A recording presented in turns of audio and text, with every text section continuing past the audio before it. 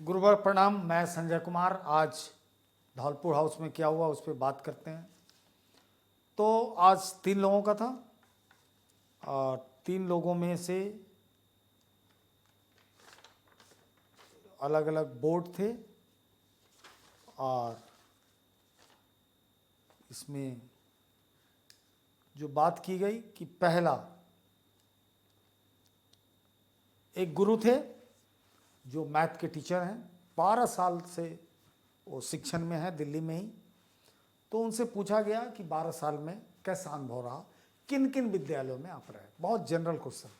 कल भी मैं बताया था कि एक बोर्ड है जो बिल्कुल जनरल टाइप का क्वेश्चन पूछता है। बहुत शानदार ऐसे प्रश्न होते हैं। बताते बताते ये प्रतिभा में भी रहे, फिर वही क्या प्रतिभा में और जो स्कूल ऑफ एक्सेलेंस है, जो नया प्रयोग है, क्या अंतर है। ये पूछते पूछते फिर जो बार बार कहता हूँ मैथमेटिकल फोबिया कि गणित का भय कैसे बच्चों में ख़त्म करेंगे, अच्छा जवाब इन्होंने दिया। उसके बाद वाइस प्रिंसिपल बन के क्या करेंगे। तो ऐसा कोई भी प्रश्न नहीं है जिसका प्रशिक्षण इनके पास नहीं था। और आप सब सुनते ही हैं वीडियो, बहुत सारे फ्री वीडियो वाले तो फ्री में उठा ही रहे हैं। कम से कम हम लोगों को आशीर्वाद दीजिए। और ऐप पे सारी बातें कही गई है। यहाँ हम लोग जब मॉक किए तो सारी ट्रेनिंग दी गई है। तो निष्कर्ष है कि जनरल टाइप का एक बोर्ड जो है जनरल क्वेश्चंस को पूछता है। अगर गुरु किसी ढंग से कोई ऐसे हड़बड़ाहट और घबराहट न दिखाए तो बोर्ड को कमांड कर सकता है। दूसरा, बहुत टैलेंटेड गुरु हैं जिनसे मैं बहुत आशा करता हूँ, इकोनॉमिक्स की हैं। उनसे पूछा गया कि इकोनॉमिक्स के प्रश्न 3 पूछे गए। स्टैट है, स्टैट के ऊपर बात हुई। फिर इनसे एक बहुत साधारण सा और बहुत उम्दा प्रश्न पूछा गया कि इस भारत में इनइक्वालिटी यानी इकोनॉमिक असमानता, इकोनॉमिक अनइक्वालिटी या फाइनेंशियल अनइक्वालिटी क्यों है इस देश में। तो बहुत अच्छा जवाब दिया एक टीचर के लिए। हालांकि हम लोग अमर्त्य सेन के उन चीज़ों को कोट करते हैं, लेकिन एक टीचर को बच जाना चाहिए क्योंकि कहीं ना कहीं सिस्टम के बात चली जाती है। Amartya Sen Nobel prize winner हैं। उनका कहना है कि भारत की जो गरीबी है, चूँकि वो मॉडल देते हैं बांग्लादेश का। बांग्लादेश में भी एक नोबेल प्राइज़ विनर हैं। उन्होंने क्या किया कि माइक्रो फाइनेंस, अगर कोई इकोनॉमिक्स वाला हिम्मत करे तो दे सकता है। इनका जवाब था जो बहुत अच्छा है कि बैलेंस दबाई कि प्राइमरी सेक्टर में एम्प्लॉयमेंट सबसे ज़्यादा लगा हुआ है। तो वहाँ लगा हुआ है तो उसका मतलब है कि हिडन अनएम्प्लॉयमेंट, छुपी हुई बेरोजगारी है। टाइम भी रोजगार है, परमानेंसी उस रोजगार में नहीं है। क्योंकि प्राइमरी सेक्टर का जो मेजर पार्ट है तो कृषि है, माइनिंग या अदर्स पार्ट जो है उसमें बहुत फ्यू पॉपुलेशन है। तो एग्रीकल्चर अपने आप में टाइम पास धंधा हो चुका है। और प्रकृति के साथ जुआ तो है ही कि मानसून का जो बिहेवियर खासकर क्लाइमेट चेंज के बाद रहा है, तो मास लगा हुआ है। तो मास के पास, और जैसा प्रधानमंत्री जी भी बोलते हैं कि किसान की आय दुगुनी करनी है, तो एक बहुत बड़ा चंक है कि अगर उनके लिए कुछ परमानेंट रोजगार और उनके चीज़ों में वैल्यू एड ऑन करके नहीं प्राइसिंग बढ़ाई जाए तो ये असमानता रहेगी। सेकेंडरी सेक्टर भी बहुत अच्छा परफॉर्म नहीं कर रहा है, जिसमें किसी चीज़ का उत्पादन होता है जो प्राइमरी सेक्टर से जाता है। ठीक है, नॉट बैड, अच्छा है। आज़ादी के बाद सबसे ज़्यादा सेकेंडरी सेक्टर पे प्लानिंग कमीशन के तहत दिया गया। नेहरूवियन इकोनॉमी ही सेकेंडरी सेक्टर पे फोकस थी। इन दिनों एक सर्विस सेक्टर का बहुत बड़ा बोलबाला है और वो सेक्टर बहुत अच्छा राइजिंग सेक्टर बन चुका है। तो कहीं ना कहीं इस तीनों के बीच संतुलन की ज़रूरत है। फिलहाल जो गरीबी है, पॉवर्टी है, अनइक्वालिटी है, उसका मेजर रीज़न है कि चंक लेबर उसमें है। अब बात आई, ये तो संतुलित आंसर है, इतना दे के कोई अच्छा नंबर ले सकता है, लेकिन नॉलेज के लिए बता दूं कि अगर माइक्रो फाइनेंस की सुविधा जो अभी सरकार कोऑपरेटिव मूवमेंट के द्वारा कर रही है, कोऑपरेटिव इस सरकार के वर्तमान मोदी सरकार के प्रायोरिटी में है, क्योंकि इनके गृह मंत्री ही उसके मंत्री हैं, पहले एग्रीकल्चर में पड़ा रहता था।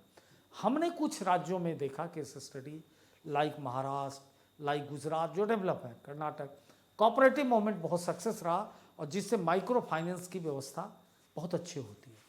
तो अगर किसानों को या प्राइमरी सेक्टर के पास अगर हम छोटे छोटे, चूँकि कुटीर उद्योग, लघु उद्योग बहुत कुछ हो चला सकते हैं, मतलब माइक्रो इंडस्ट्री या स्मॉल इंडस्ट्री, तो उसके फाइनेंस को अगर और उसकी मार्केटिंग एटसेट्रा इन प्रॉब्लम को अगर सॉल्व किया जाए तो अच्छा कर सकता है। चलिए, इनसे एक बड़ा लाजवाब क्वेश्चन पूछा कि बीएड में जो आपको इतना सब्जेक्ट पढ़ाया गया, फिलॉसफी, सोशियोलॉजी, साइकोलॉजी, वो क्या ज़रूरी था?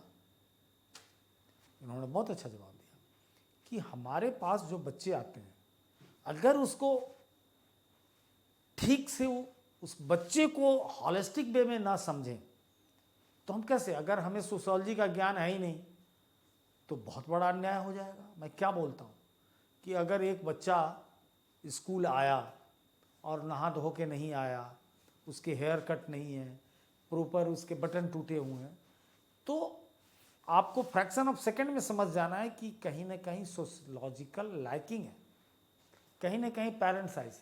तो कोई ऐसी गलती हम ना करें कि उसके अंदर कहीं ना कहीं हीन भावना प्रकट हो जाए। हमको अगर सुधारना भी है तो उसे प्यार से समझा के भी सुधार सकते हैं। बल्कि जो बड़े बड़े सोशलॉजिस्ट और साइकोलॉजिस्ट दोनों मर्ज करके इस पे बोलते हैं, और इसको राज कपूर ने एक फिल्म में भी दिखाया, मेरा नाम जोकर में, कि टीचर थी और वो सुई धागे अपने बैग में रखती थी। ऐसे किसी बच्चे को अगर बटन इधर उधर है तो उसे लगा देती थी और उसका अद्भुत प्रभाव उस बच्चे पे पड़ा। और ऐसे बहुत सारे केस स्टडी हम लोगों को देखने को मिलता है कि चमत्कार हो गया बच्चों के जीवन में। तो इस पॉसिबिलिटी को कौन क्रिएट करता है? तो ये सारे सब्जेक्ट की गहन अध्ययन, चूंकि बीएड अपने आप में ट्रेनिंग प्रोग्राम है, प्रशिक्षणात्मक पढ़ाई है, पढ़ाई तो आप करके आ गए, तो उस प्रशिक्षण में अगर जिस चीज़ से आपको मिलना है और उसकी प्रॉपर जानकारी तभी होगी जब आप उसके साइकोलॉजी को डिकोड करेंगे। फिलॉसफी इसलिए जानना है कि एजुकेशन क्या है, एजुकेशन एक टीचर के लिए क्या मतलब रखता है। आपको पता होना चाहिए कि मैं बार बार बोलता हूँ, इतना असंतुलन क्यों हो रहा है। इतने जो हम लोगों की एक पाक्षिक पत्रिका है गुरुवर, उसमें आज मैंने एक स्टेटमेंट हेलेन केलर का बताया कि शिक्षा का अल्टीमेट गुण जो है वो टॉलरेंस को क्रिएट करना है, ढेर ढेर असहिष्णुता आदमी के अंदर पैदा करे। जितने लोग ये गलती करते हैं कि बचपन से ही अनट्रेंड ट्यूशन टीचर के हाथ में देते हैं, वो बच्चा कभी सफल नहीं हो सकता है। चूंकि ट्यूशन टीचर क्या करता है कि प्रॉब्लम सॉल्वर बन जाता है, जो प्रॉब्लम हुआ कॉन्सेप्ट नहीं बना पाता। तो अब ये जो कोचिंग क्लासेस हैं वो बेसिकली कहीं ना कहीं हमारे बच्चों को प्रेशर में डालते हैं, और इनका रेशियो देखिएगा सक्सेस का तो बहुत कम है, दशमलव में। उसका रीज़न है कि उन्हें पता नहीं है कि साइकोलॉजिकली किसी सब्जेक्ट को कैसे ट्रीट करें, फिलोसफिकली कैसे करें। हर बच्चा अद्भुत है, वहाँ पे प्लानिंग की ज़रूरत होती है। सपोज दैट कि कोई बच्चा बहुत अच्छा मैथमेटिक्स में है, लेकिन वैसा वो दूसरे चीज़ में नहीं कर पा रहा है, बहुत कम लिखना चाहता है, बड़ा कैलकुलेटिव है, 2 मिनट में किसी जगह पे वो पहुंच जाना चाहता है, तो वो टीचर कम से कम उसको किसी चीज़ को एक्सप्लेन करने का, लैंग्वेज की समझ, अंडरस्टैंडिंग उसके अंदर डालेगा, क्योंकि उसको पता है कि कैसे लैंग्वेज लर्निंग होती है। इसका मतलब है कि वो बच्चा बहुत सोचता है, काम करता है, और तो उससे डिबेट में लाकर, उसके दोस्त पीयर ग्रुप बढ़ाकर बहुत सारे काम कर सकते हैं, तो रिमेडी हो सकता है। और केवल प्रॉब्लम दिए कि 2+2 इक्वल टू व्हाट, तो ये तो कोई भी सॉल्व करता है। इसलिए टीचिंग नन्हे बच्चों के लिए, कहाँ कॉलेज में ज़रूरत होती है किसी ट्रेनिंग की, लेकिन जब तक बाल मन है, जब तक वो जीन पियाजे के स्ट्राटा के अंदर वो रह रहा है, तब तक तो ये विषय न पढ़े तो समझे ही नहीं कि ये बच्चा हो ना हो कभी 1 घंटे में आत्महत्या न कर ले, कुछ कर न ले। टीचर, अच्छे टीचर सब कुछ समझते हैं, इसलिए इन्होंने अच्छा जवाब दिया। उसके बाद आप दिल्ली के वीपी बनेंगे तो क्या करेंगे, तो इन्होंने सेफ्टी, सिक्योरिटी और तमाम चीज़ों पे बात किया। हाँ, एक और इनसे बड़ा मज़ेदार सवाल किया गया कि प्रिंसिपल को आप कैसे कोशिश करेंगे कि वो एकेडमिक काम को भी करे, क्लासेस ले। इन्होंने कहा कि प्रिंसिपल पे जो एक्स्ट्रा बर्डन वाले काम हैं कुछ हम शेयर करेंगे, कुछ उसके ऐसा इन्वायरमेंट बनाएंगे कि दूसरे भी करें और उसे हम एकेडमिक लीडर रहने देंगे। तो बड़ा इनोवेटिव है और मुझे लगता है आप सब सेलेक्ट होने वाले हैं। मिठाई का डब्बा तैयार है। एक और ब्रिलियंट टीचर हैं हमारे, उनसे पूछा गया कि बेसिकली इन्होंने इंटरव्यू अपने पक्ष में कर लिया, क्योंकि बिफोर डैट ये एक अच्छी नौकरी में थे। इनसे पूछा गया कि वो नौकरी क्यों छोड़ दिए, तो इन्होंने कहा मुझे टीचर ही बनना था। तो हो गया, एक अच्छी नौकरी आप छोड़ के आ गए और LIC के AAO की नौकरी, असिस्टेंट एडमिनिस्ट्रेटिव ऑफिसर जो कैडर है जैसे बैंक PO है, तो उस ढंग की नौकरी छोड़कर कोई आया, कहा बिल्कुल ग्रेजुएशन करने के बाद मैंने B.Ed किया और मैं टीचर बनना ही मेरा लक्ष्य रहा। तो इसके बाद कुछ बचता नहीं है। हाँ, प्रायोरिटी पूछा गया तो मेंटल हेल्थ की बात की है, जो वाकई में जो मैंने गुरुवर में पढ़ाया, आप लोग देखिएगा, मेंटल हेल्थ की स्थिति अच्छी नहीं है। उसके बाद राइट टू एजुकेशन के बारे में इनसे पूछा गया कि क्या अच्छा था, उन्होंने जवाब दिया और बोला कि जो कमियां थीं वो इस शिक्षा नीति में पूरी कर दी गई है। उसके बाद टीचिंग मेथड के बारे में बात हुआ और इसके बाद सोशोलॉजिकल अप्रोच के बारे में हुआ। तो इन सब लोगों का 20-25 मिनट हुआ और इस इंटरव्यू से क्या कंक्लूड कर रहे हैं कि 2 लोग एक बिल्कुल जनरल क्वेश्चन पे चलते रहे धीरे धीरे, यानी बहुत अच्छा करते रहे। दूसरा सब्जेक्ट से शुरू हो गया और फिर जनरल होते होते कंक्लूड हुआ। तीसरा कैरियर से ही शुरू हो गया, कैरियर से शुरू हो गया और कैरियर से शुरू होते होते पॉलिसीज़ पे आ गया।